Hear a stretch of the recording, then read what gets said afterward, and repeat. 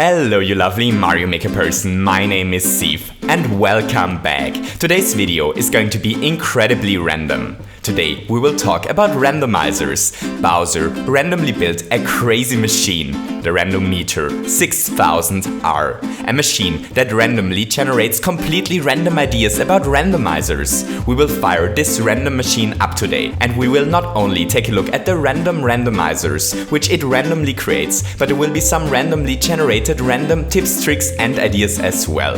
So are you random? Let's do this.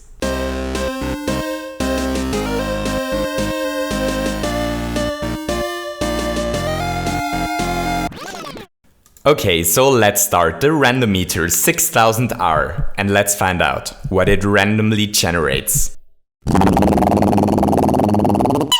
It generated a spawn rule randomizer. Wow, what an engineering marvel. Let's take a look at the randomizer. This randomizer uses the fact that it is random how long it takes a bullet blaster to shoot as soon as he sees Mario. This bullet blaster fires coins, which trigger a small POW block contraption. What's random about this design is that the bullet blaster only shoots coins about 1/3 of the time. If the randomizer doesn't shoot, our plumber has to take this door. This door leads him to a completely random idea. Here Mario is on top of an incredibly dangerous beast. This beast jumps around like crazy, while Mario has to dodge dangerous saw blades. Luckily, our plumber is able to slightly control this shoe tank. If he goes to the left, the shoe tank will jump to the left and the other way around. Because of this, Mario is able to survive this random idea. But what would have happened if the randomizer at the beginning triggered the other event? Well, let's find out. If the randomizer shoots, the muncher dies and the door, which Mario took before, becomes blocked, but now it's possible for him to go through the other one. On the other side of this door, a random boss fight against Bowser Jr. awaits our plumber. Here he has to defeat the heir to the Koopa throne, while the floor randomly jumps around. But Mario defeated Bowser Jr. a lot of times in the past, and this random encounter with our small version of Bowser is definitely not his last one. So let's start the Randometer 6000R again and let's find out which random randomizer it will randomly generate for us next. It generated a clown car randomizer. Wow, what a powerful machine! Though I wonder how much CO2 it emits per randomly generated randomizer.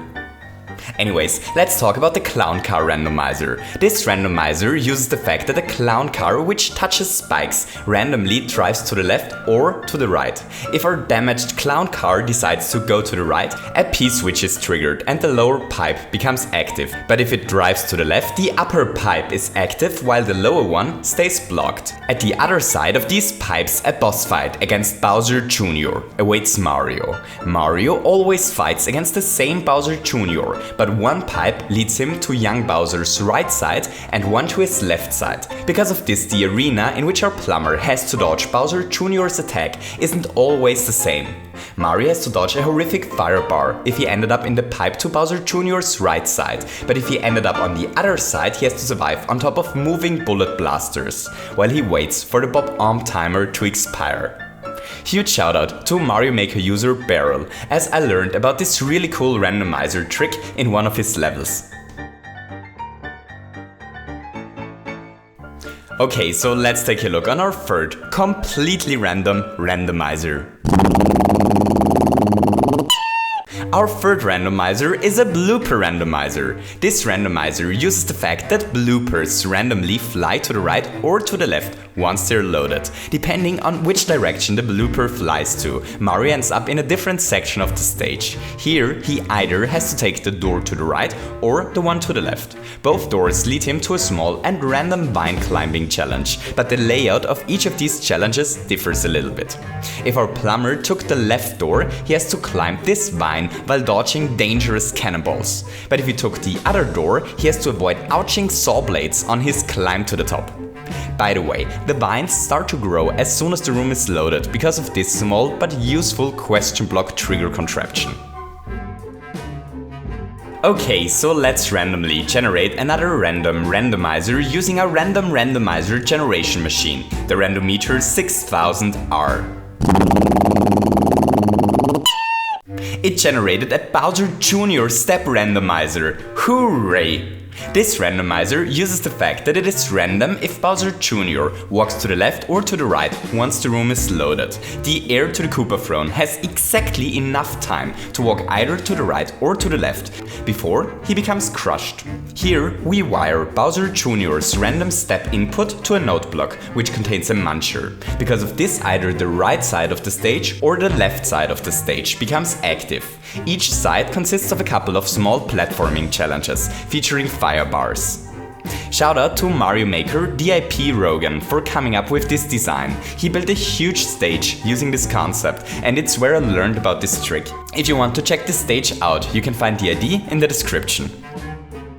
Okay, so let's start the Randometer 6000R one last time, and let's take a look on our last random randomizer, which allows us to create random events in Super Mario Maker.